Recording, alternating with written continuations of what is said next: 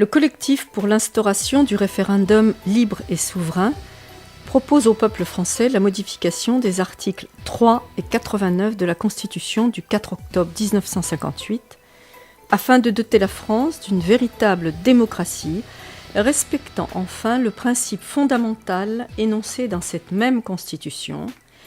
La démocratie est le gouvernement du peuple par le peuple et pour le peuple. Face à la toute-puissance du système représentatif, il convient donc d'instaurer un véritable contre-pouvoir citoyen.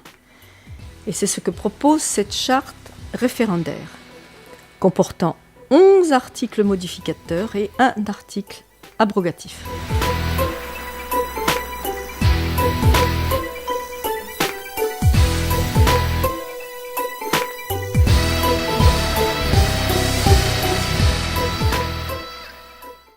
La souveraineté nationale appartient au peuple qui l'exerce par ses représentants et par la voie du référendum. Sont électeurs, dans les conditions déterminées par la loi, tous les nationaux français majeurs des deux sexes, jouissant de leurs droits civils et politiques.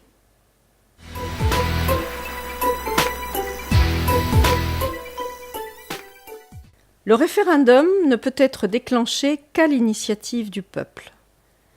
Ce référendum est dénommé référendum libre et souverain.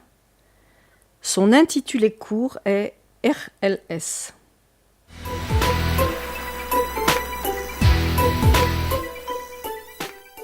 Le RLS est souverain. Son résultat prévaut sur toute décision politique, tout vote du Parlement ou tout décret du pouvoir exécutif.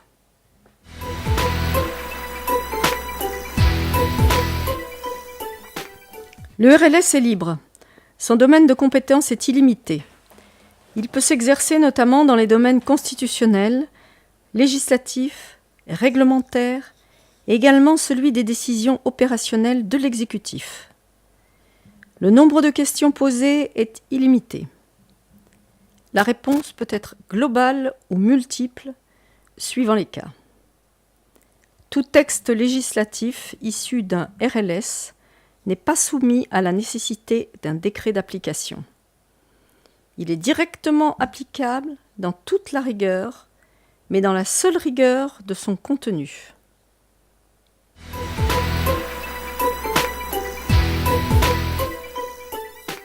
Le RLS est un dispositif qui comporte 3 phases. La phase 1 est celle de l'initiative citoyenne.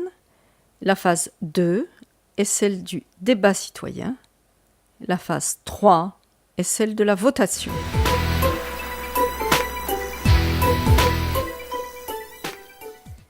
L'initiative citoyenne est organisée dans le cadre d'une infrastructure dédiée, composée d'une plateforme Internet sur laquelle tout citoyen en possession de tous ses droits civiques ou tout groupe de citoyens peut déposer un projet de RLS. Chaque projet peut être accompagné de tout document média explicatif complémentaire. Chaque projet est classé par thème et reste disponible à la consultation et à l'implémentation de signatures citoyennes d'approbation pendant 6 mois.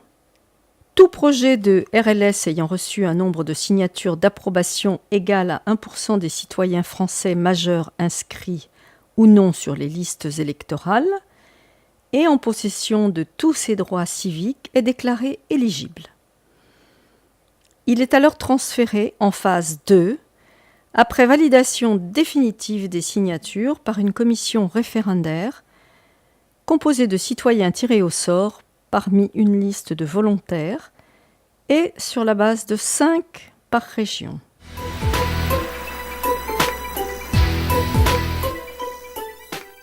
Afin de faciliter l'émergence des initiatives et le travail des porteurs de projets, un financement public est attribué à tout groupement d'initiatives citoyennes déclarées qui en fait la demande, au même titre que les partis politiques professionnels bénéficiant de subventions de l'État. Cette enveloppe budgétaire est répartie de façon égalitaire entre tous les groupements d'initiatives citoyennes, à l'exception des groupements percevant déjà un financement électoral ou une subvention. Les modalités quantitatives d'attribution, ainsi que les dispositifs de contrôle à mettre en place, seront déterminés par une commission d'études citoyennes.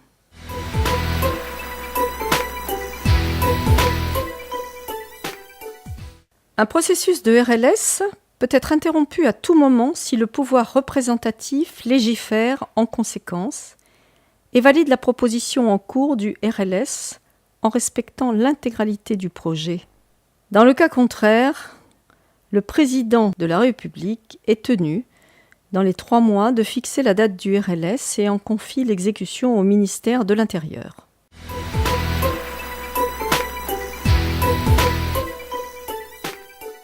Le débat citoyen est organisé dans le cadre d'une infrastructure dédiée, composée d'un ensemble de salles publiques, ouvertes dans chaque bureau de vote habituel.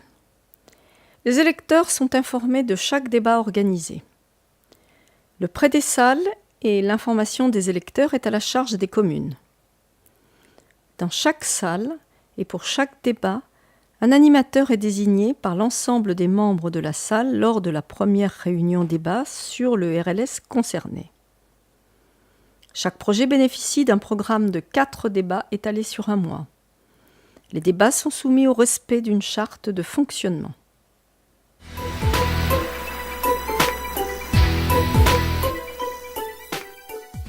La votation est organisée par le ministère de l'Intérieur. Chaque mesure proposée par RLS est déclarée adoptée si la majorité plus une voix a répondu oui à la question posée, sous réserve d'une participation égale ou supérieure à 50% du corps électoral. Dans le cas contraire, la votation est annulée.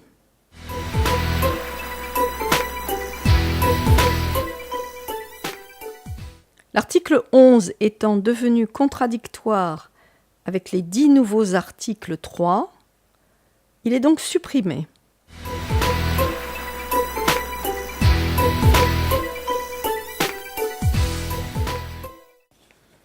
La révision de la Constitution ne peut être effectuée que par référendum citoyen libre et souverain.